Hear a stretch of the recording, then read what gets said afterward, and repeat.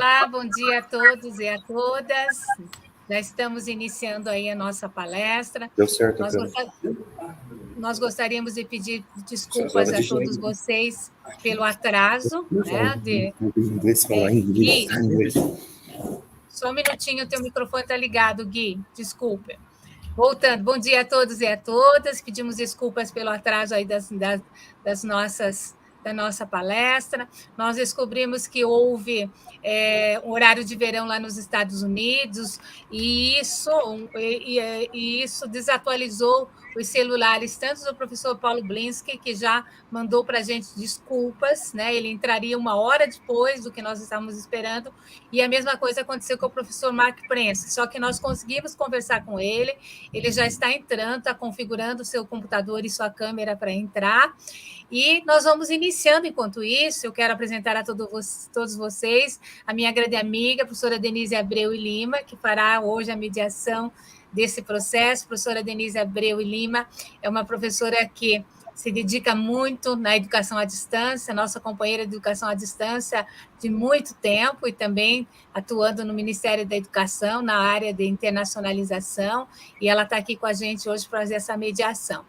Então, para a gente ir adiantando todo o nosso trabalho, enquanto ele faz a sua inserção, nós vamos passar inicialmente aí o vídeo do professor, né, para que vocês tenham tudo que ele já nos encaminhou, para ficar fácil aí a compreensão. Eu passo para a professora Denise ela explicar um pouquinho o funcionamento de como nós pensamos, né, as questões e tudo, para que a gente vá adiantando aí esse processo. Mas acredito que mesmo com esse atraso, vale muito a pena nós ficarmos até perto do meio-dia, né, ouvindo uma palestra como essa. Então, professora Denise, muito obrigada por estar aqui conosco. Passo a você, por favor. Olá, Cida, muito obrigada pelo convite. Realmente é um prazer estar aqui, participando de mais esse simpósio. Eu já participei dos outros, foram muito bem organizados, né? E sejam muito bem-vindos, então, falo a todos aqui, a esse encerramento desse brilhante evento que essa equipe toda organizou. Eu quero agradecer especialmente a equipe de produção, de tradutores, que trabalharam incansavelmente para a organização e acessibilidade desse importante congresso. Então, hoje, minha tarefa com vocês é mediar a palestra do renomado Marc Prensky. Então, eu fazer a minha apresentação, meu nome é Denise Abreu e Lima, sou docente na área de educação à distância da UFSCar, e será um prazer e uma honra poder mediar esse fechamento ao lado de Mr. Prensky. Para os que estão nos escutando de forma síncrona, após eu apresentar o Marc Prensky, né, nós vamos fazer nós vamos assistir ao vídeo da sua palestra, que já foi previamente gravada e legendada. Então, após a apresentação do vídeo, o Mr. Prensky vai entrar na nossa interlocução, e aí vocês podem fazer as perguntas que desejarem, né? Aliás, vocês já podem fazer ao ao assistirem a palestra. Podem fazer as perguntas em português e em inglês. Para vocês nos auxiliarem nesse processo, vocês podem até abrir uma abazinha no seu computador com o Google Tradutor, vocês colocam a sua pergunta em português e a pergunta em inglês e copiam aí, então, no chat para nós, que a gente vai, então, depois mediar essa discussão com o Mr. Prensky. Ok? Ela tem se mostrado o Google Tradutor tem se mostrado uma ferramenta bastante útil, e eu acho que a gente pode fazer uso dessas tecnologias para tornar a comunicação mais fluida e autônoma para todos, né? Bom, eu vou introduzir, então, o currículo do Mr. Prensky. Ele é fundador da Global Future Education e criador do termo nativos digitais, imigrantes digitais, que foi, inclusive, dicionarizado. Mas ele, mais para frente, obviamente, ele atualizou isso para uma sabedoria digital. Marc Prensky é um visionário que coloca suas ideias na prática, transformando a área da educação e impactando a realidade. Além de fundador, ele dirige a Fundação Instituto do Global Future Education e é um criador do projeto 2 bilhões de crianças, que tem como objetivo melhorar o mundo através de uma nova e mais relevante educação do terceiro milênio. Trabalho que também realiza através da rede de educação para projetos de impacto no mundo real. Prensky é um palestrante e autor premiado e reconhecido internacionalmente. Ele já palestrou em mais de 40 países, escreveu 7 livros e foi publicado em mais de uma dúzia de idiomas. Também é reconhecido como um dos pensadores mais inovadores em seu campo, com projetos e ideias que provavelmente mudarão sua perspectiva sobre crianças e educação. O livro de Marc, Education to Better Your World, Unleashing the Power of 21st Century Kids, ganhou o Forward Indies, o prêmio categoria ouro de melhor livro do ano. Seu último livro é Beliefs for 21st Century Kids, um e-book gratuito. A experiência de Marc inclui ensino em todos os níveis, 6 anos na Boston Consulting Group e 12 anos como fundador e CEO de uma empresa de desenvolvimento de videogame. Ele foi músico profissional e atuou na Broadway. Ele se formou na Oberlin College, na Middlebury College, na Yale University e na Harvard Business School. Com experiências diversificadas no campo profissional e também na vida, ele acumulou mais do que conhecimento, mas visões únicas sobre a área da educação e sobre as potencialidades humanas. Então, agora nós vamos ver o vídeo do Mr. Prensky e tenhamos hoje uma boa discussão.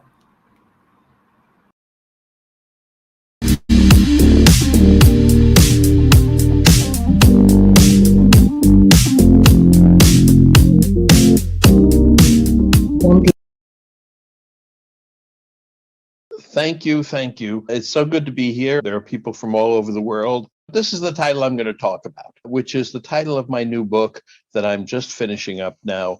It's called Empowerment, The New Journey for the World's Young People. It's a 20-year look at the future. It's not the vision of tomorrow or even 10 years like the OECD. It's a 20-year horizon. I've thought about these ideas in both depth and breadth. Today, we're going to focus on breadth. I'm going to go through a lot. I encourage you to write to me. And if any of you wants to see a PDF of the book, I'm happy to send it to you in exchange for feedback. This is part of what I call the 2 Billion Kids Project. That's roughly the number of young people in the world. I'm trying to figure out ways that we can help all of them. What I'm going to talk about is reframing, which is seeing things in a new way. Reframing is really important to do because we operate so much in the frames that we grew up in the 20th century, especially the adults who are all from the 20th century, that it's really important to take a different look at these things. And I think that young people in general are doing this.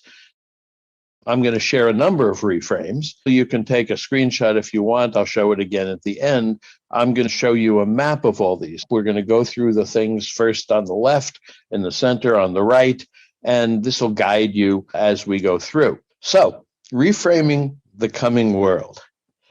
A lot of people have talked about the world. They've given it names: the Fourth Industrial Revolution, the Anthropocene, time of change, AI and automation. Some people look at it very fearful. John Hagel wrote a book on fear. I look at it differently. I see it as a new age of empowerment, especially for the people who are young today. And we'll talk about why. And the reason it's not scary is that even with all the AI and automation that is definitely coming in the 21st century, we're never going to run out of at least 4 things: dreams to realize, problems to fix, people who need help, and people who want to make things better and help them. The interesting thing is that the education we have today addresses absolutely none of these, but we're going to address all of them with empowerment. And when I say empowerment, I mean something very specific. Empowerment is accomplishment with impact. I don't mean potential empowerment. I don't mean that someday you can do something. You are empowered when you can point to something and say, I did that and it made the world better. It comes from the beliefs that you have. We'll talk about those, the accomplishments in the real world that you do, a symbiosis with technology and teams, which is something new, and applying your own uniqueness to the world. So let's begin by reframing who the young people are. This is really important because we're all moving to becoming symbiotic with our technology. I call it symbiotic human hybrids. And this slide illustrates on the left in the blue that in so many places we're already there. In the 20th century, you would hardly do any of the things in that column without technology. I do all my reading on my iPhone. I have all the books that I've read in the last 10 years on there with my notes. Nonfiction writing gets done with AI, especially in sports. Nobody would access information or do research or even calculate something or translate something without the help of technology. And we are collaborating here. This is the great example. And even agility and grit, which people vaunt as important things for people to have, machines do it better. So we need to not have them replace us, but become symbiotic with them. Symbiosis means that it benefits us, we benefit it, obviously, by making it better, and the two of us together are better than each of the parts individually. Now, the middle column is very interesting because those are things that are absolutely on their way to symbiosis. I thought debating was a human thing until I saw IBM Project Debater, where Watson Computer debates a human debater doing all the work, doing the research, writing the opening statement, writing the rebuttals on the fly, and then the conclusion. And then they have a real debate. The computer almost wins, and it will win in the future.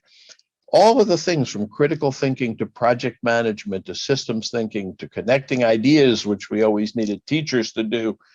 Now we have Talk to Books, which will connect 100,000 books in less than a second. Art, music, those are all done these days with technology in more and more instances.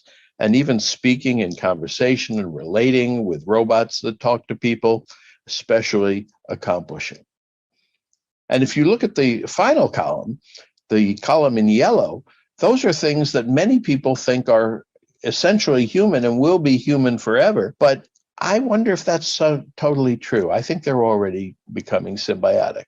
Loving, for example, is something now that we can do at a much greater distance than we ever could. We used to write letters, but now we can have long distance relationships and loving relationships with people we rarely or never even see in person.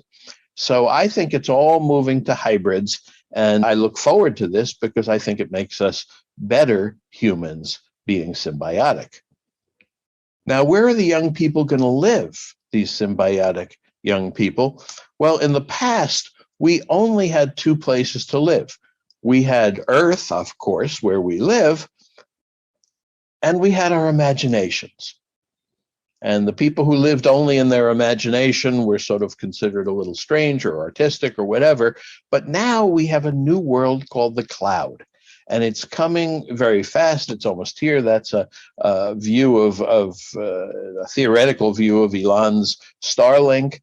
And what's interesting is that the cloud is a new way to instantiate your imagination.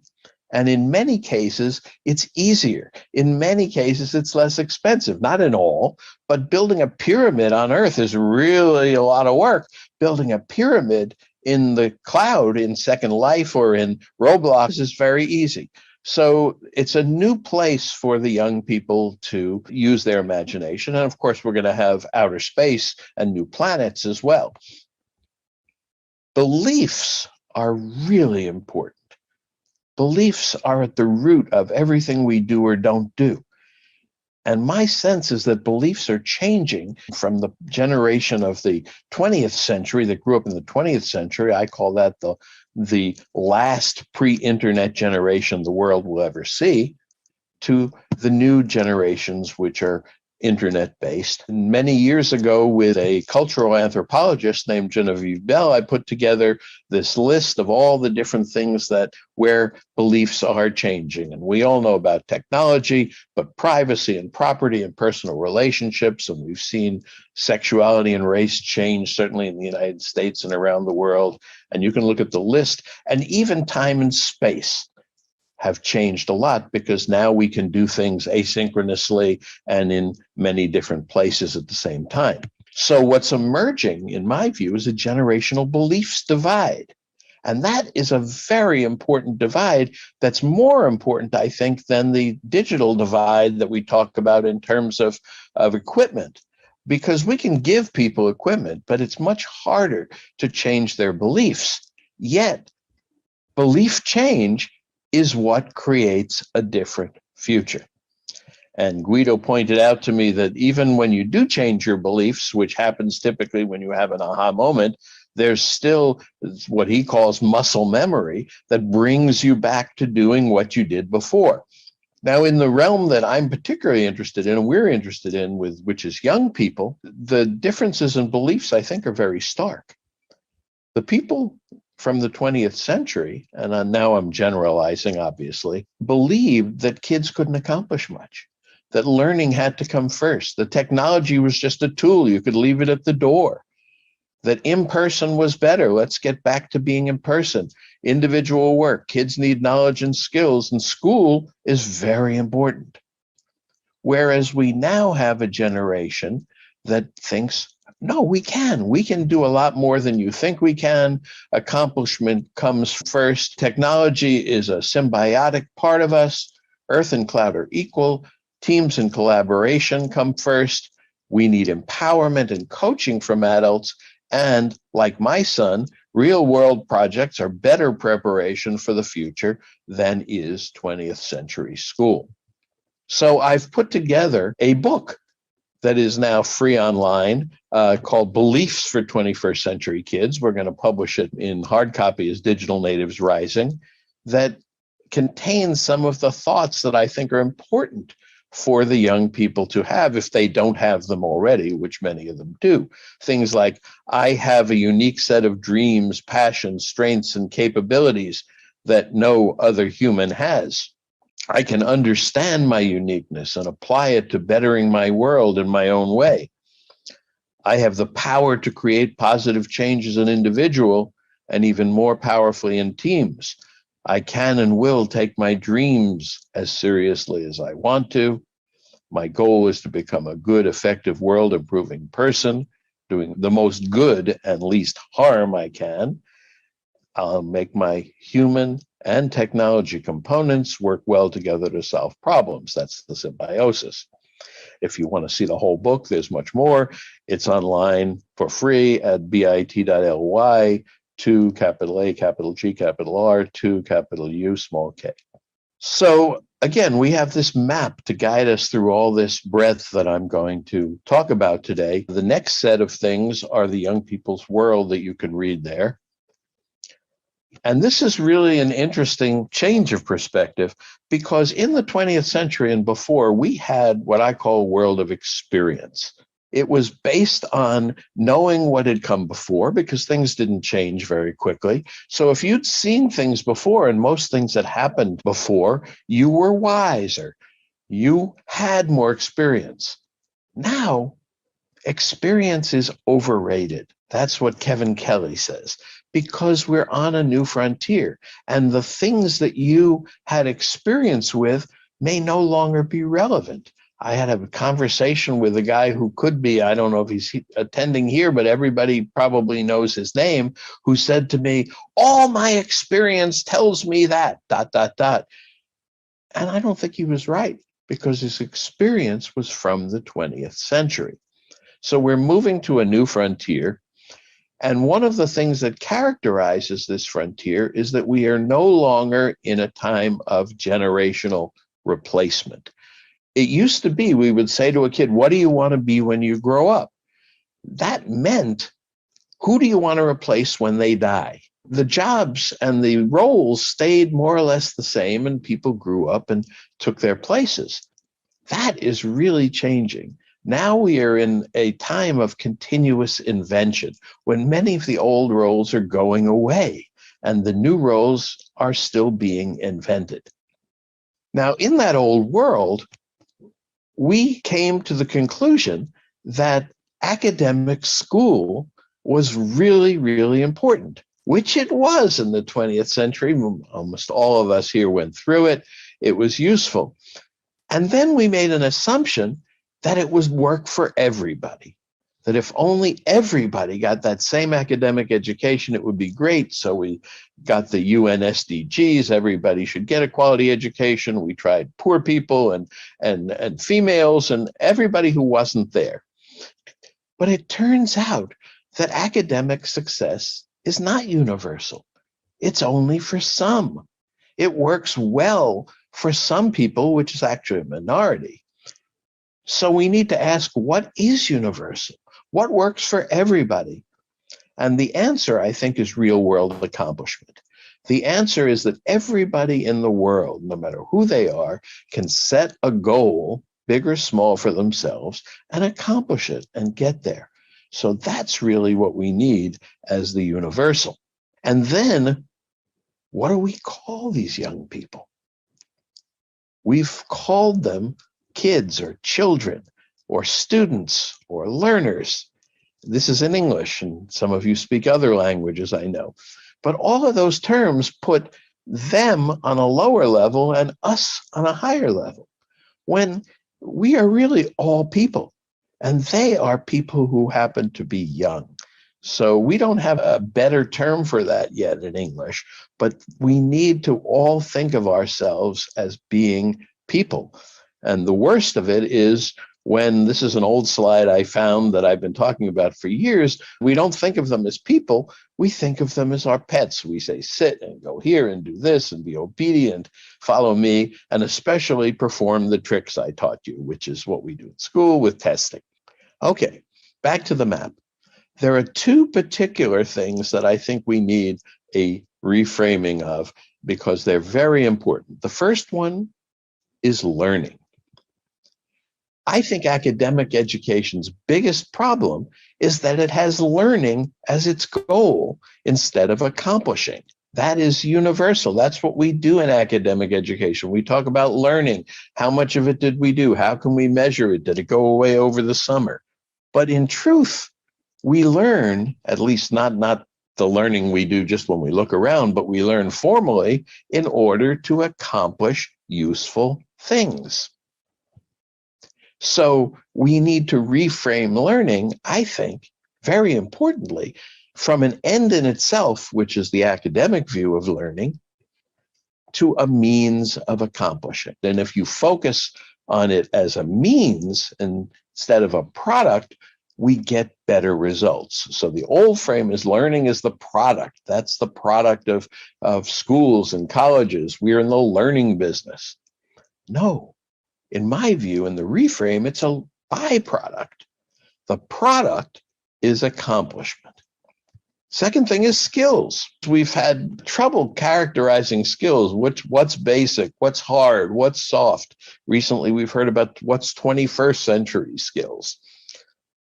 My way of reframing this is there are task-specific skills, and there are what I call the diamond skills, which are really the transferable lifetime capabilities. And this is a big list, and if you want to, you can take a screenshot of this list. I've put them into effective thinking, effective action, effective relationships, and effective accomplishment. I'm not going to go into it, but the interesting part about this is that nobody has them all. They're all lifetime skills. And people have different combinations of these, and that's what makes us unique. That's why teams are important. It's because of the unique combinations of diamond skills that everybody brings to the table. So all this leads to our reframing the whole process of growing up. I call it growing up empowered. I want to talk about reframing a new 21st century journey of growing up. And the overall new frame for this, it's from being directed, which is really what we did to our young people for so long. We directed them as kids, we directed them as students, to becoming empowered. And this is the visual. Somebody asked me recently, what's a visual, one visual for what you're talking about? It's this. In the 20th century, we worked really hard to put things into people, the past, our beliefs, our cultures, all these things. Now, I think what we want to do to help ourselves is take these individual humans who are born with so many possibilities and help them bring out the possibilities that are inside them. We have a crisis of imagination because we've stifled it for so long. So here's a frame for growing up. I call it far more empowering. The frame is to find the new beliefs, unique value, new connections, and new 21st century powers of each person. And that starts when you're young, but keeps going all your life. But you're doing that so that you can apply them to projects with positive impact and to meaningful work that will create and add value to humanity. And the reason you're doing that, the motivation for doing that, is to realize your positive dreams, to realize your dreams for yourself, for your family, for the world. That's something that we haven't been able to do with young people for a long time, but now, because of the new empowerment that we have, we can. We can start with you, with your dreams, the problems you care about, and try to realize those dreams and fix those problems. We have a process, which is real world projects and accomplishments, and lots of enablers, people, teams, beliefs, self-understanding, skills, and symbiosis that help that process or support that process and enable it. So what are the stages of growing up? Well, the first one is parenting and being parented. We all start out with parents or substitute parents if we're not in the same situation. And the overall frame for parenting, I think, has been ownership. And I've heard so many people say, don't tell me how to raise my kid, which is essentially saying, I own that kid. And legally, in some ways, they may. But what we really need to move to reframe to, is that you are the curator of that young person. It is your job to bring out what's in them, as we saw in that diagram.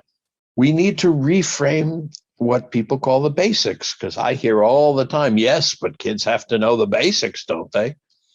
And in the past, those basics were reading and writing and arithmetic. We call them the 3 R's in English. And they were super important in the 20th century and still to some extent today.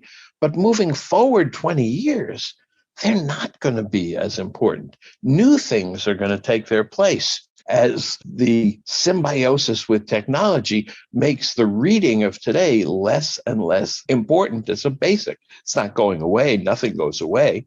But now we have to focus on accomplishment. I call it the ABCD loop or accomplishment loop. Accomplish a project, better your world, think about, reflect on how to do it better, and then do it again over and over again. My good friend Esther Wojcicki has a wonderful acronym called TRIC: Trust, Respect, Independence, Collaboration, and Kindness. All things that we need to both give and receive more of. And she tells wonderful stories about trusting her kids and letting them have things and giving them her phone number and letting her grandkids go off and shop on their own. And those are so important for the future of our young people that I call them a basic. Another basic is we've got to start becoming used to change, being prepared for everything to change. There's lots of teachers who sat there like my teacher in college and had all his notes in front of him that he used every single year, same jokes, same everything. Now, you can't do anything more than twice. You do it once to figure out how to do it, and the second time to do it better, and then you move on. So things change continuously, and that's really important to get used to, as people from the 20th century are not as used to as the young people of today. And the last one is an invention of mine, LEGO. You all know about the biggest toy company in the world, but I see it as love, respect, gratitude, and optimism. And those are 4 things that are just totally basic to any young person's growing up, in my view. Now we can reframe the curriculum as well, because we've been used to, in the old frame, subjects and classes, and this is a curriculum, was just a collection of classes and subjects that we had to study. We're moving, reframing to projects, to real world projects. This is not just in school, it's in the business world too, where we don't even see job descriptions anymore. We see project descriptions, and that's where we're going to start going. And what it means is that we don't just need a few curricula for all the different professions. We need 2 billion individual curricula because we have 2 billion or more kids. That is something that we could never do in the past, but we now can. Every young person can grow up with his or her own specific curriculum of projects that they choose, that they're interested in. So the school years, what we now call the school years, move from schools, which we have all over the world, and they're very much the same, no matter where they are. They all start out with basics in the early years, and then what I call the mess, math, English, science, social studies, or whatever your language is. We're going to move from that to, I think, an alternative. And that alternative is what I call, not my invention, but this is a 20-year-old friend, called empowerment hubs. And I'm going to talk a little bit about those because I think that's going to be extremely important, whatever they're called in the future. The reason it's not going to be education, as we think of it today, is because we can't really reform it. People still want it for their kids. It was so good for the parents. Adults believe in its power to help. We know what it is because we all went through it. We don't want to experiment, or parents don't want to experiment. There's a huge infrastructure. We have PISA. It's very self-protective. There's no consensus. And most importantly, when people get around to trying to reform it, the pressure is not for reform, it's for icing, incremental changes. We have an old stale cake, which is education, which is the 3 R's in the mess, and we just put things on top of it.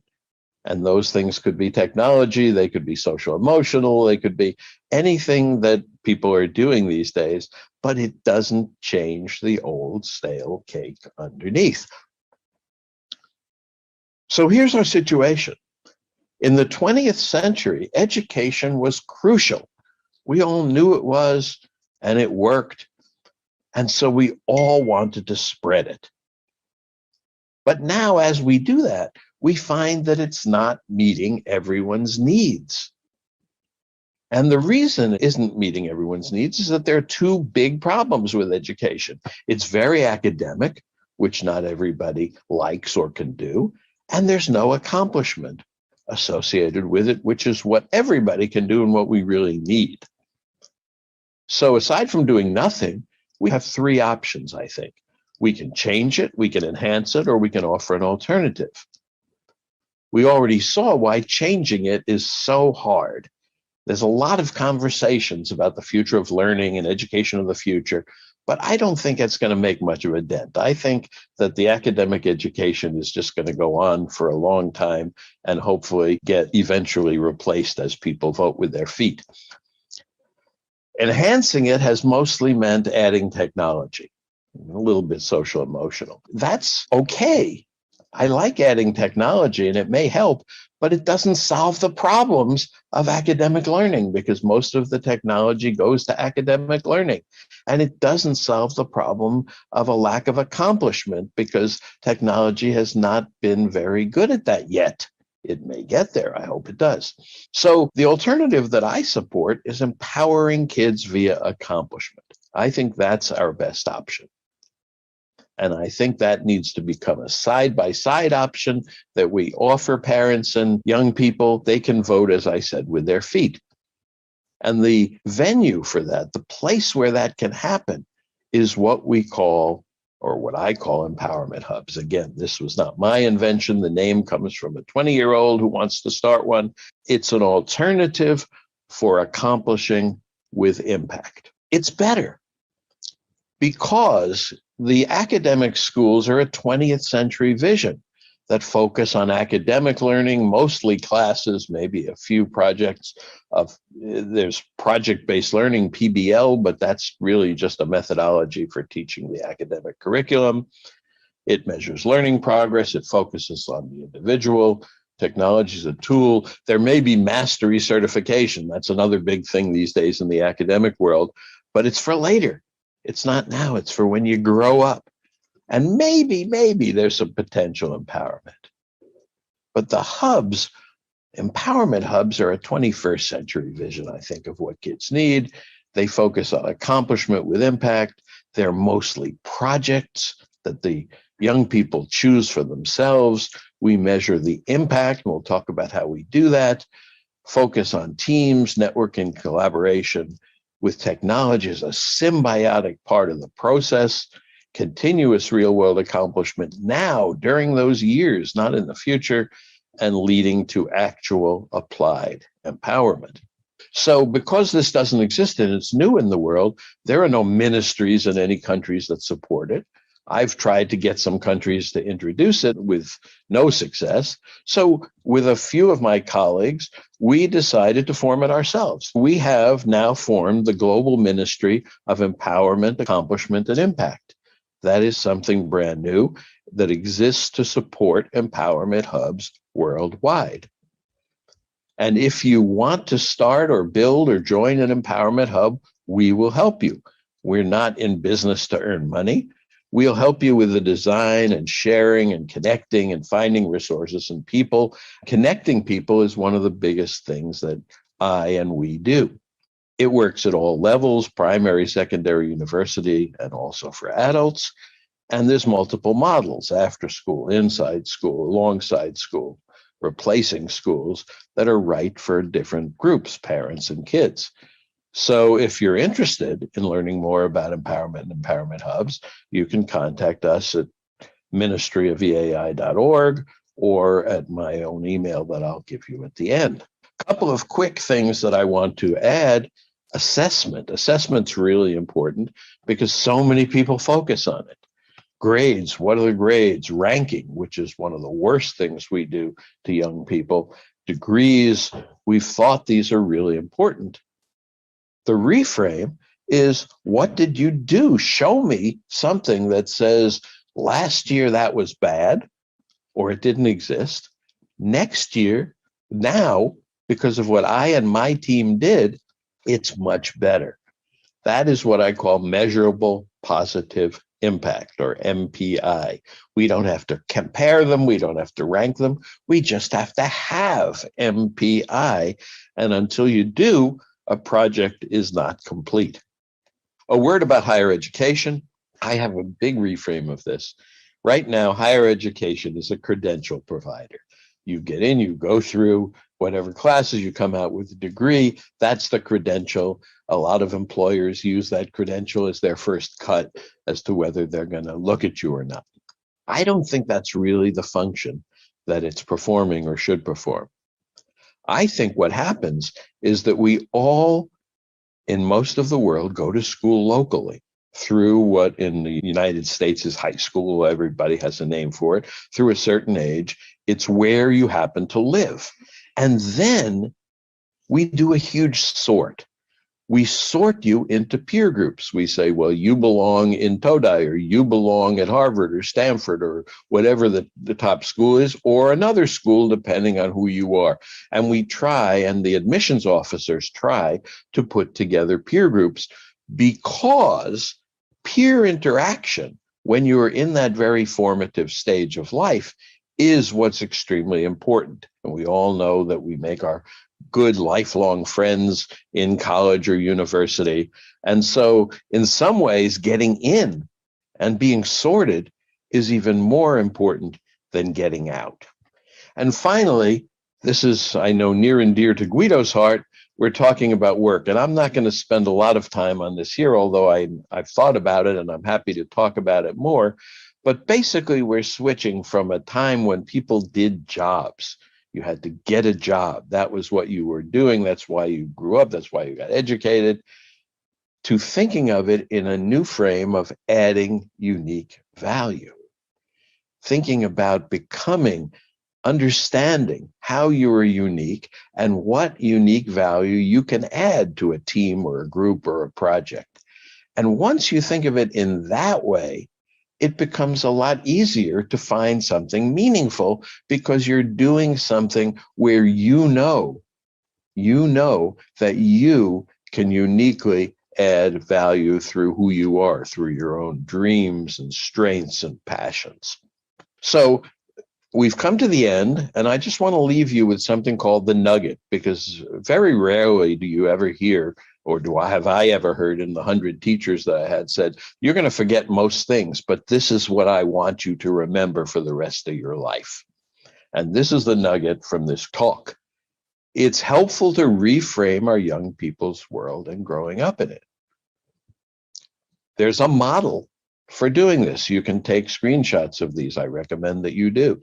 There is a model now. That's the Find, Apply, Realize model.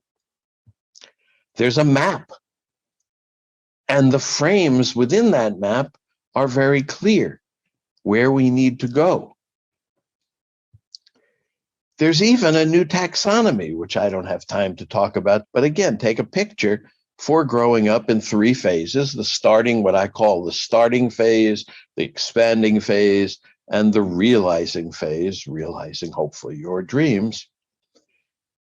And finally, we have something better to move to. So we're not just saying things need to change, we're saying we need to move in a particular direction. So given all that, let's go do it. This is my email. I look forward to hearing from as many of you as possible. Thank you very much for listening.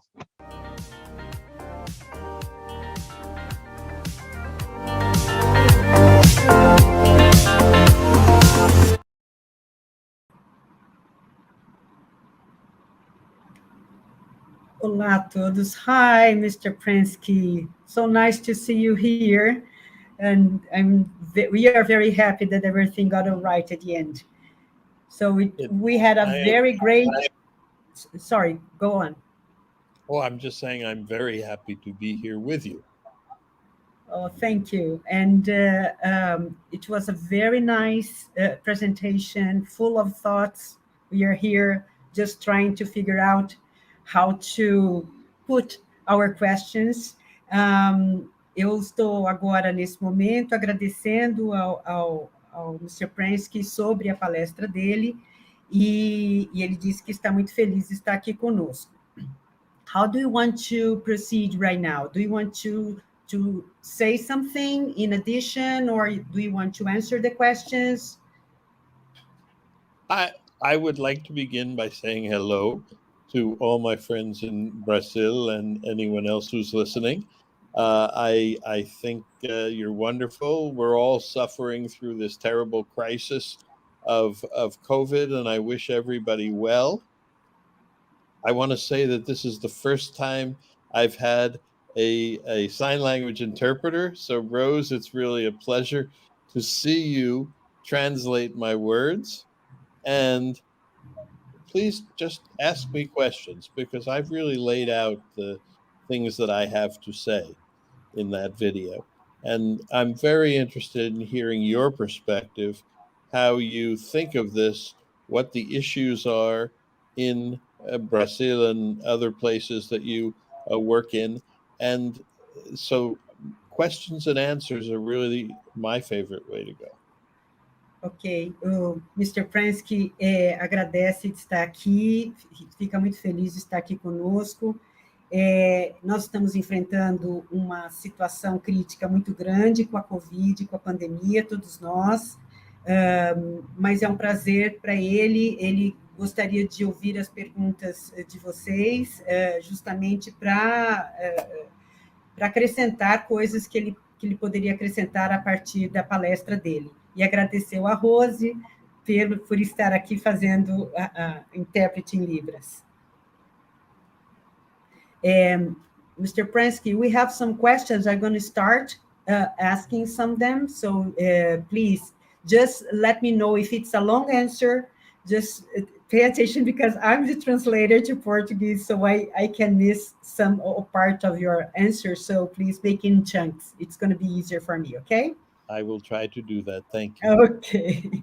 So, Mr. Prensky, the first question is, which actions are being taken to change in depth the educators' actions practicum towards the reframing ideas you've claimed? I'm going to say in Portuguese so that the audience can understand the question. quais ações estão sendo tomadas para mudar em profundidade as ações práticas dos educadores em relação às ideias de ressignificação que você reivindicou? Essa é uma pergunta da professora Cristiane Moisés. Do you want me to... No, I understand. And I would say things are happening in two levels. There are some institutions, some universities that have thought about this and said we need to add many more projects to our the time that young people spend with us and not have them just sit in classes. Ok. Ele está dizendo que isso aconteceu em dois níveis. Nas universidades, as pessoas começaram a pensar um pouco mais na questão de ter projetos e ver como é que eram as necessidades dessas pessoas com relação aos projetos. And there is evidence that that is what people remember from their experience. They remember their interactions with their peers, and they remember the projects that they did. E há evidências, então, que o que elas se lembram depois, o que elas se recordam é justamente dessa experiência que elas tiveram com seus pares e a experiência que elas tiveram com os projetos, o impacto que isso teve. Então, a evidência é justamente do que as pessoas levam dessa vivência. And sometimes, hopefully, they remember their professors if the professor helped them do something. E, eventualmente, eles se lembram do professor, se esse professor realmente teve um impacto ou permitiu com que eles fizessem a ação acontecer. So the second way this is happening is at the level of the individual professors in giving the courses. And you can start there. Okay, sorry, I just want to okay. Let me start again. Let me start one more yes, time. Please. The second place where the transformation and the reframing is happening is at the level of individual professors. Okay. And yes, go. O segundo nível em que isso acontece é em relação aos professores individualmente. You're doing very well, thank you. I appreciate your help. I wish I could speak Portuguese.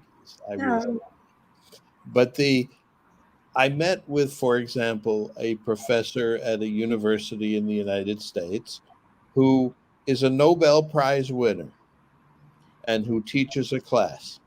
And he said to me, all I have my students do is projects, period.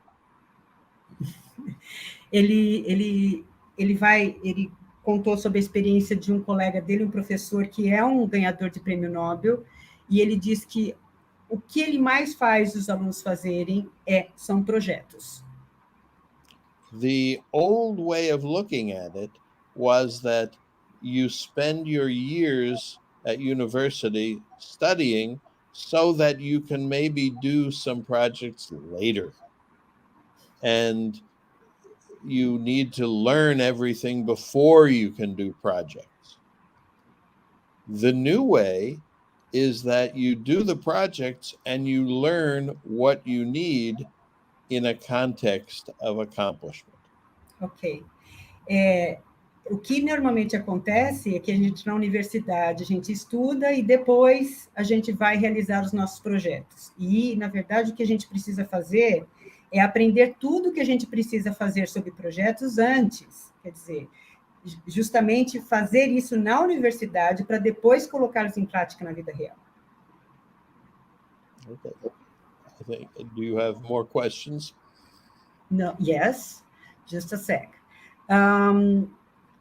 Could you give some examples of accomplishment of formal education at formal education? I think you just gave one, doing projects, but when you talk about accomplishment, is it accomplishment just related to projects or could be related to any other thing? Let me say that in Portuguese. O que eu acabei de perguntar para ele é justamente para ele dar exemplos do que seriam essas conquistas, né? O que ele coloca como accomplishments, como conquistas. Elas viriam somente de projetos ou seriam relacionados também a outras questões? My definition of empowerment is accomplishment with impact. Okay. So if you can point to something that gets better because of what you did while you're at the university, while you're in your class with a team, that is positive. Here's one, go through this, and then I'll give very specific examples. Ok, o que ele disse é que o que ele entende como empoderamento, né, é justamente a conquista com um impacto. Quer dizer, quando você conquista ou realiza alguma coisa, e essa coisa que você realiza tem um impacto naquilo que você faz. Então, é um processo de melhoria contínua. So, an example that I like at the university level happened at MIT, which is one of our big technical universities. And a group that were not so much in technology, not so much engineers, had a thought. They said, when we play football, which I know you play a lot of in Brazil, and you're very good, and energy gets kicked into the ball by whether it's professionals or by young people playing football. Lots of energy goes into that ball. And what happens is the ball moves. But some of that energy, it turns out, can be captured if you have the right technology. And then after the game, you can take the ball home and light your house because there is so much energy put into the ball. And they made that was their project, that was their thought, and then they actually made the ball. Okay. So that's one example of a real world project. Ok. Ele citou um exemplo, por exemplo, no MIT, que todo mundo conhece, é uma universidade que tem um perfil bastante tecnológico, em projetos com impacto na vida real. Ele citou um projeto, por exemplo, desse grupo de estudantes que, ao jogar futebol, prestaram atenção na energia que é colocada ao se quicar a bola, né, ao se chutar a bola. E até ele falou, vou pegar o exemplo do futebol, inclusive, porque vocês são bons jogadores de futebol no Brasil e sabem bem disso. E esta bola, ela recebe toda a energia, né? E ao receber essa energia, ao terminar a partida de futebol, você pode levar esta bola com esta energia e levar para sua casa para servir como fonte de luz, ou seja, uma fonte de energia que foi recebida na bola, né? Este é um projeto, ele citou isso como um projeto que tem um impacto real na vida das pessoas. That was a student project. Here's another one that's very different. The students at one school where they have big fields because they play sports, and maybe there are schools in Brazil that have not just one football field, but 2 football fields, 3 football fields, whatever. They said, we can take that space and turn that space into an organic farm because the people around us need food. We live in a poor community. And so they took the sports field and made an organic farm, and all the students at the university learned to be organic farmers, which is nice, but they fed the community.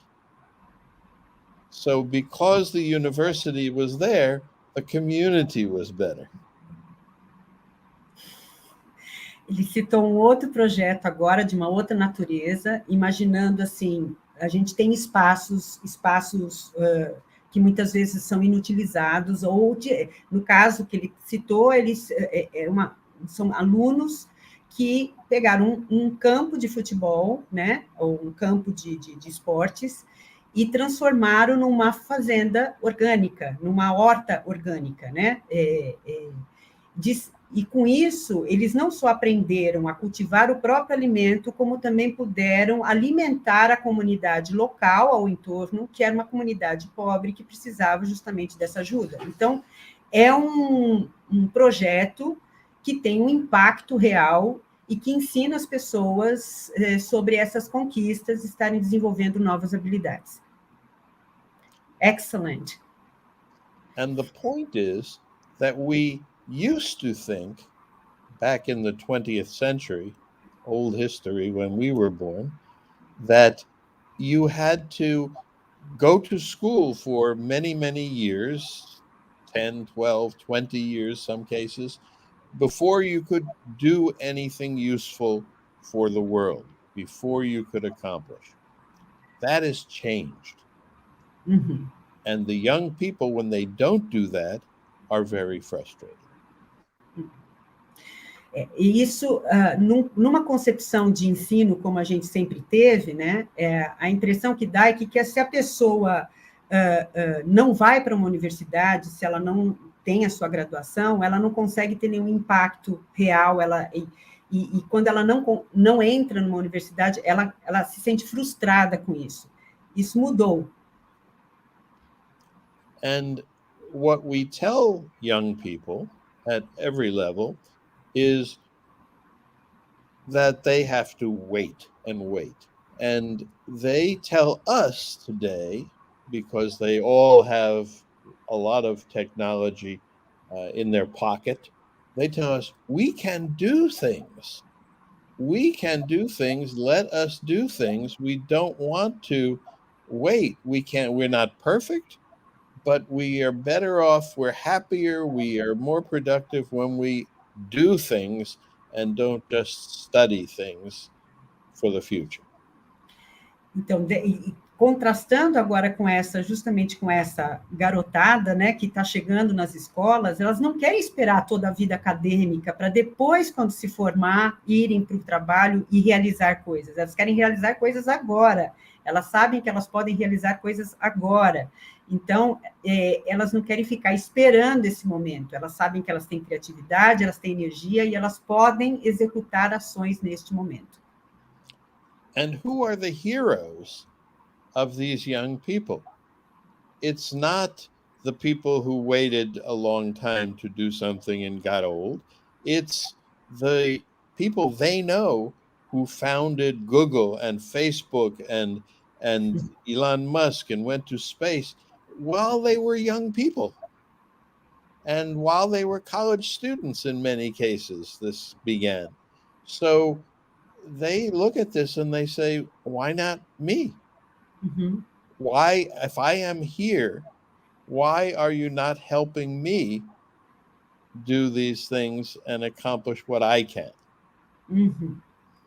Então, quem são os heróis dessa moçada? Eles são justamente as pessoas que criaram todas essas ferramentas tecnológicas que a gente utiliza e que permitem com que eles vejam e possam fazer as coisas que eles querem fazer. E a pergunta é, por que não eu? Por que vocês não me ajudam a fazer e a ser exatamente aquilo que eu quero ser e fazer? So, if we have empowerment hubs, we don't have to have the fight to get everybody into school and to get good grades and to get graduation and to get degrees. That's a big fight in the world. Everybody struggles to get up there. No, we just need people who can think of something good to do to help the world in whatever way they like. And then we give them the the procedures, the ways to do it, and the opportunity to do that while they are with us in schools or wherever they happen to be. Because that they will be so much happier. And then suppose, and I know I'm going on long here, but suppose instead of saying we provide graduates who are very smart and have good degrees, we say we provide graduates who get things done, who have done projects. They know you should hire our graduates because they get things done. E aí ele complementa dizendo a importância desses empowerment hubs, né? Esses centros que foi traduzido como centros de capacitação ou centros de empoderamento, justamente para permitir que as pessoas possam desenvolver as suas habilidades e que elas possam perceber o quanto que elas estão contribuindo para a sociedade. E, eventualmente, se eles estão na universidade, é nesse momento que a universidade tem que dizer, olhem, os nossos alunos são aquelas pessoas que fazem as coisas acontecerem, elas põem em prática aquilo que elas pensam, não é uma formação que vai permitir que a pessoa só ponha em prática depois que ela se forma, mas durante o processo em que ela está se formando. So this is really important, Mr. Prensky, because I know that a lot of people in our audience, they are university professors, and we know how difficult it is to change the situation we live in. You have mentioned in your lecture that it's too strong to change everything, but if we just change our focus to accomplishment and see the way we can put this in this higher structure that we have to face every day at the university, I think we can move forward, right? I think that's your idea. Am I correct? You are correct. If there is a university or any school in a place, you would think that that place would get better because you've got all this energy and all these young people and all this thing. And if they each look at it in their own way, you don't have to tell them what to do because they figure it out. Somebody says, well, I want the streets to be cleaner.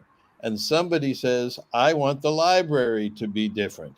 And somebody says, I want to feed the community. And somebody says, all of these things are very good things that we can do in universities. And in all of the areas that we have, we can do this. And we do it in some areas, like art, for example, like the arts. We don't say, for most people, just study the history of the arts. We have a very practical side too. Studio art or performance or all this kind of stuff. Because those fields know that if you don't start at the beginning early, you never get to the end where you want to go. Eu perguntei a ele, então, já que a estrutura é muito rígida, nós que somos professores universitários, a maioria que está escutando aqui, e que a gente sabe que a gente não vai conseguir mudar a universidade na estrutura que a gente gostaria, se seria importante, então, a gente focar nesta questão das conquistas, dos projetos, desse foco mais específico do fazer. Ele falou, sim, esse é o caminho certo, e é por isso que eu chamo isso de centros de empoderamento. E a gente não precisa se preocupar muito em ensinar essas pessoas as coisas, porque elas sabem o que elas querem ou que a rua esteja mais limpa, ou que a biblioteca seja diferente, ou que se solucione um problema que se aconteceu numa determinada comunidade. As pessoas sabem o que elas querem, elas só não conseguem fazer. A gente tem que dar essa permissão e empoderá-los para esse processo. E ele ainda comentou, deu um exemplo que, por exemplo, na artes, isso é muito claro, porque normalmente o pessoal nas artes precisam aprender este processo enquanto estudam, eles não vão ser artistas depois, eles precisam estar em execução, fazendo acontecer, para se entenderem como artistas. Então, é colocar este movimento do fazer dentro desse processo que a gente passa de formação. I have, let me see here, I think I have one more question. Let me see. The question is, it's a great insight you gave us today. We are passing through a major routine disorder with the pandemic. We have to reframe all we knew about giving classes, organizing students, preparing materials. We had to adjust our way of living and working. In your point of view, what should we have learned from this situation? What could be used from this experience to make us better educators? Só um instantinho, just a second, I'm going to translate it to Portuguese. Eu perguntei para ele que nós passamos agora por esse movimento da pandemia, em que nós tivemos que reorganizar toda a nossa estrutura de trabalho, compreender como é que era essa nossa situação, a preparação de materiais, dar aulas. Quais são as lições, na ponto de vista dele, que nós deveríamos ter aprendido com esta situação que nós vivemos, né? Em termos para enfrentar outras situações, e o que poderia ser utilizado dessa experiência para nos tornarmos educadores melhores? Let me talk about what we did learn and what we should have learned. Okay. So what we did learn was that it's possible in some ways to do what we do without being there in person. So we had technology, but it's the same thing. So we can have classes at a distance, we can have more people. We learned that in big ways, and it took people more time or less time to get there. But that's now clear that we can do that. What we didn't learn is that we need to change what we do. And that what we do, whether we do it through technology to everybody, doesn't fit the 21st century world.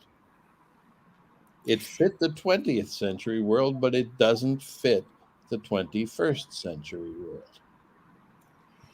Ele me disse o seguinte: eu vou falar o que nós fizemos, o que nós aprendemos e o que nós deveríamos ter aprendido. Então, o que nós aprendemos é que dá para ensinar as pessoas à distância? Sim, mas isso era alguma coisa que a gente, de certa forma, já sabia. A gente só fez isso em larga escala, tá certo? O que nós deveríamos ter aprendido com essa experiência é que nós teríamos que mudar a nossa concepção de ensinar, porque, afinal de contas, nós não estamos mais no século XX e nós continuamos fazendo isso à distância com as ideias do século XX e não numa visão de século XXI, que é realmente mudar essa visão do que é aprender e ensinar. And as an analogy is that we have gotten very good at teaching our students to ride horses in a world where we're almost past automobiles. And so and unfortunately for me, that academic education, and it's good and it's the same and it's around the world. We all know what a footnote is. We all know what the pieces of academic education are. That doesn't help people succeed in the 21st century. We need we need research, we need new knowledge perhaps, but most people want to use what they have now, the power they have, to do something, not to talk about it or study it. And that's why we're not getting much done on climate change, I think. Because the people who grew up in the 20th century say, okay, let's talk about it, let's study it, let's write a paper, let's publish, let's do all this. They take a very academic approach. What we need is Okay, Elon Musk, let's put up a rocket. Let's do this. I think we can land it and reuse it.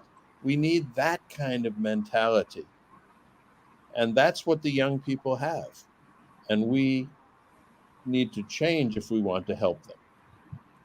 O que ele está dizendo é que nós somos muito bons em ajudar as pessoas a terem uma compreensão acadêmica. Então, elas conseguem escrever trabalhos, elas conseguem falar sobre, discutir sobre, mas muito poucos conseguem realmente fazer alguma coisa sobre.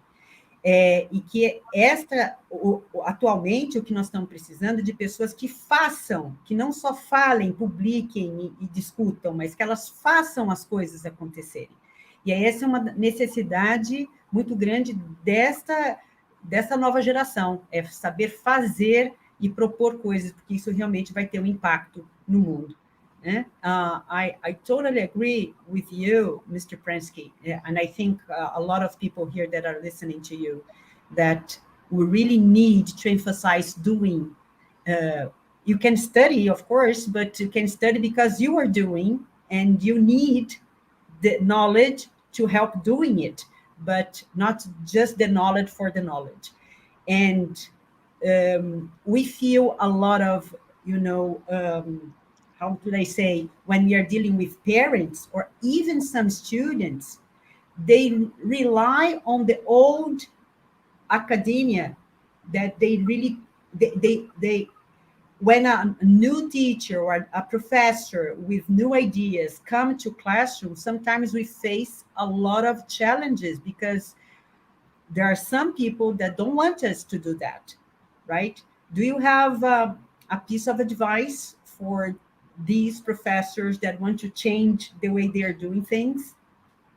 Eu perguntei a ele que a gente concorda com o que ele está dizendo, mas que muitos de nós tentamos mudar algumas coisas, mas enfrentamos uma barreira muito grande, às vezes dentro da própria sala de aula ou com os pais desses alunos, se ele teria algum conselho a dar para essas pessoas que estão tentando mudar a sua prática. I do, but first let me correct something a little bit. It's not just about doing versus thinking, because we've had practical exercises in classes and laboratories and all this for many years. It's accomplishing something useful in the world. And that is really the part of doing this. We professors have seen ourselves in ivory towers. We take ourselves out of the world, and that has to change. And I think that the best thing for professors is to take what we call academic freedom and do it. And if it doesn't work in the context of your university, you have to find a new university. Yeah, there's no question, because there is a lot of pressure to do things the old way. O conselho que ele disse o seguinte: primeiro ele parafraseou a estrutura, dizendo, não é que as pessoas tenham que focar só no fazer e deixar o pensar, isso pode estar junto, mas o mais importante disso tudo é as pessoas fazerem algo que tem algum real impacto na comunidade, não é só fazer por fazer, né? Então, isso é importante. Se por acaso você é um professor que está tentando mudar isso, né, e você não consegue mudar, então a universidade que você está não te serve. Você precisa ter essa liberdade acadêmica de poder propor coisas, fazer essas coisas acontecerem dentro e sair dessa torre de marfim que às vezes a gente se coloca por estar na universidade e não estar conectado diretamente com o mundo real. It's a great thing. We are getting... I can add one more thing. If Sure. The one approach is to get together and say, we are going to create an empowerment hub inside the university. And I was very heartened by a neighbor of yours, or not an immediate neighbor, but But I spoke with somebody who works at Tecnológico de México, de Monterrey. Tecnológico de Monterrey. Yeah, I'm sure you have a school that is equally advanced as Tecnológico de Monterrey and MIT and all these schools in Brazil. And he told me about a new program that he was involved in inside the university, and he told me we do this, and here's the projects that the students are doing, and I said to myself, you have an empowerment hub in your university. You've already done it. You don't use that name, but you've done the work. And what I think we will see is that the students love it and that they will want more of it. And so hopefully we'll do more. Ele acrescenta, dando uma ilustração desse processo, né, que teve um pesquisador, um professor numa Universidade do México que o chamou e mostrou para ele, olha, nós estamos fazendo essas coisas. E ao mostrar o que estavam fazendo, os projetos, etc., o Mr. Prensky conseguiu mostrar para ele o que vocês estão fazendo é um Empowerment Hub, é um centro de capacitação, e você pode não dar esse nome, mas a partir do momento que você cria uma estrutura em que você tem pessoas pensando em projetos que possam causar um impacto na vida social das pessoas, que isso possa melhorar a vida das pessoas, isto é realmente a criação de um centro de empoderamento ou de capacitação, mesmo que você não o chame dessa forma. Mr. Prensky, we are getting to the end. It's almost midday here, and I think it has been a great time with you and with your insightful ideas. I think we're going to have food for thought for the whole week or the end of this year, at least, to change our perspectives for the next year. We have a brand new year, and we hope we have more. We are luckier with the situation we are living in. So thank you very much for your participation. If you want to share a nugget, your last thought. It's my pleasure to have this conversation with you and with everybody who's listening. You have my email. I put it up. We can put it up again if you want to. The thing that is best, what I do now, is try to just help people who want to go in this direction. There is much resistance.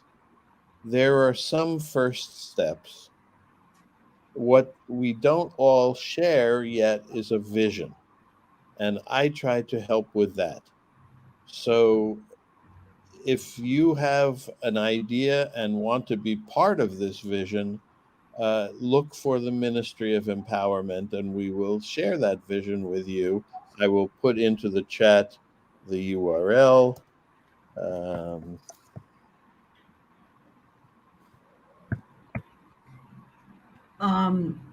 Eu agradeci a presença do Mr. Prensky, dizendo que foi realmente muito importante a presença dele aqui hoje, que ele nos deu bastante alimento para a gente ficar pensando sobre os nossos papéis, as nossas posições como educadores, se pelo menos não na próxima semana, até o final do ano, porque a gente precisa começar um novo ano, de certa forma, com mais sorte e mais condições de trabalho do que a gente vem tendo até o momento.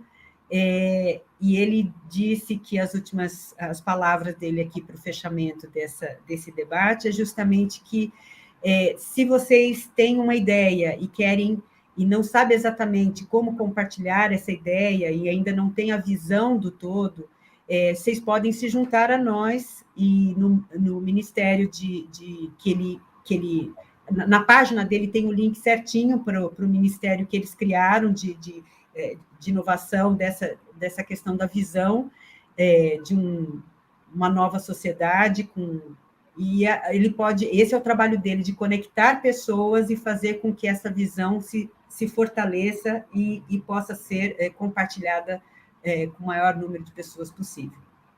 And I want to close, if I may, by just thanking all the people in Brazil and telling you, I love Brazil. I know you are serious about many things, but you taught the world how to party.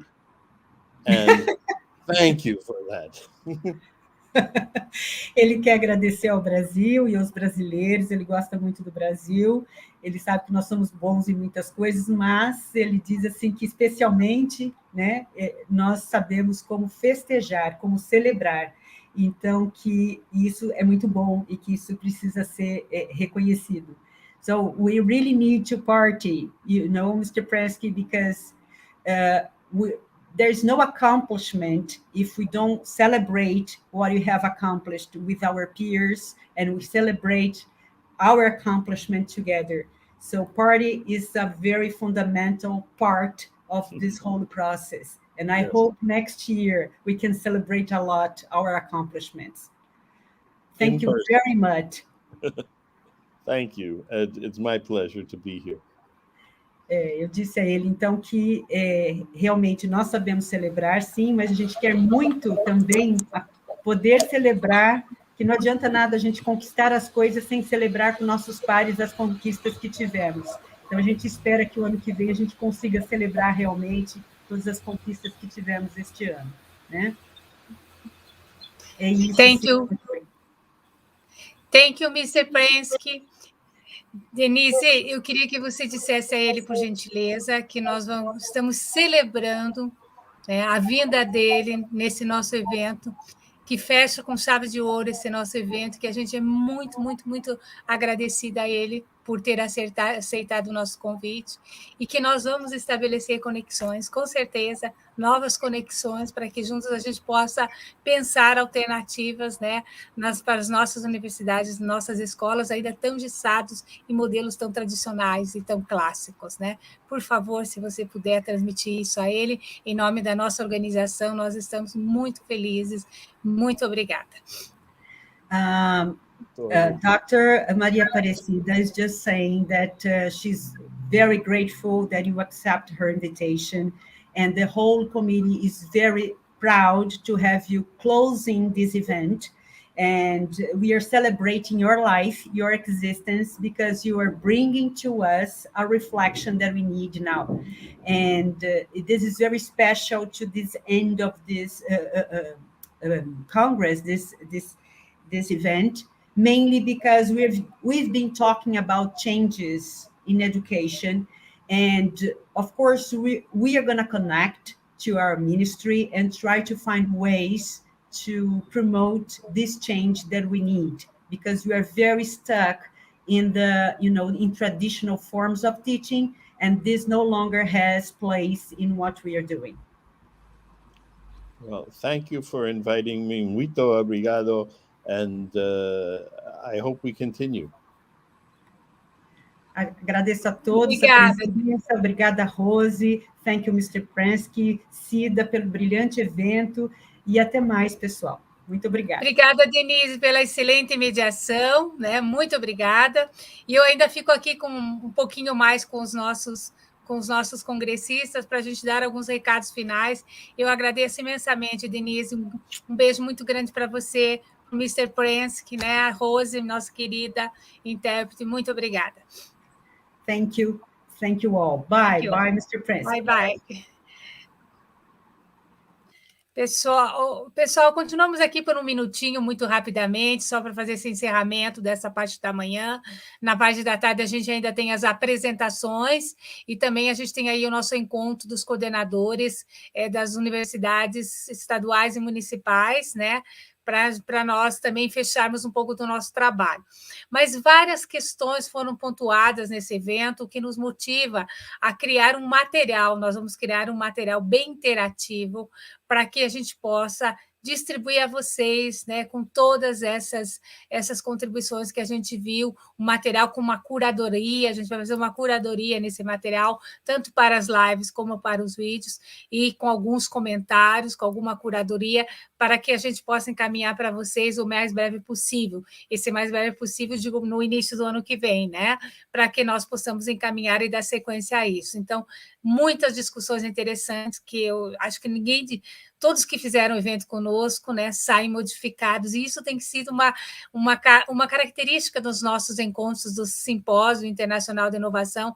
Nós nunca saímos do mesmo jeito que entramos nos 3 simpósios, e espero que no 4º a gente continue da mesma forma. Esse foi pensado com muito carinho, cada nome que veio, né, foi pensado por nós, de acordo com o que pensamos, estudamos e refletimos, né, para que vocês, junto conosco, também pudessem compartilhar um pouco dessas nossas reflexões.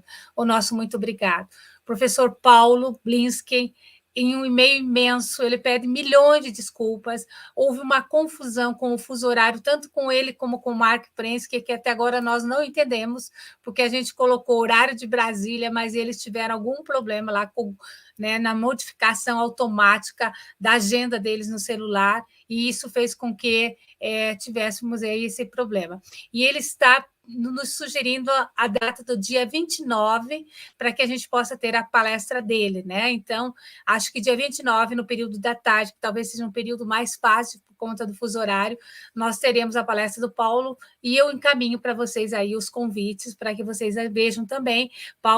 Paulo Blinski tem uma trajetória fantástica, né, nessa questão também de laboratório, Lab-Fab, percorrendo o mundo, trabalhando com isso, trazendo a comunidade para dentro, trabalhando com esses hubs de empoderamento também. Eu acho que vale muito a pena também. E, para fechar, gostaria de dizer para vocês que na próxima sexta os certificados estarão disponíveis, tá? Teremos até a primeira quinzena de dezembro para disponibilizar os anais do evento também. A professora Ilka está aqui comigo, né? E nós vamos fazer assim uma curadoria dos melhores. Uma curadoria, todos são muito bons os trabalhos que nós recebemos, mas nós vamos fazer uma curadoria para nós colocarmos esses trabalhos em edições especiais da revista TICS em Foco, da Universidade Estadual do Maranhão, e também na revista Aproximação da Unicentro, para a gente publicar esses trabalhos também nas revistas científicas nossas. Então, fica aí esse nosso compromisso, nosso obrigado a todo mundo que nos ajudou nesse processo, a Bruen, a toda a organização, os meninos e meninas que estão aí conosco nos nossos bastidores, trabalhando muito. Muito obrigada mesmo, e que venha, como diz o Walter, o 4º, né, que com certeza trará mais ainda debates interessantes e reflexões importantíssimas. Embora o Marc Prensky diz que às vezes os debates eles acontecem com os computadores, mas no nosso caso nós também podemos debater assim virtualmente ou presencialmente, quem sabe daqui, né, no próximo simpósio. Muito obrigada a todos, que todos tenham um bom almoço. Esperamos vocês também nas comunicações orais na parte da tarde. Muito obrigada.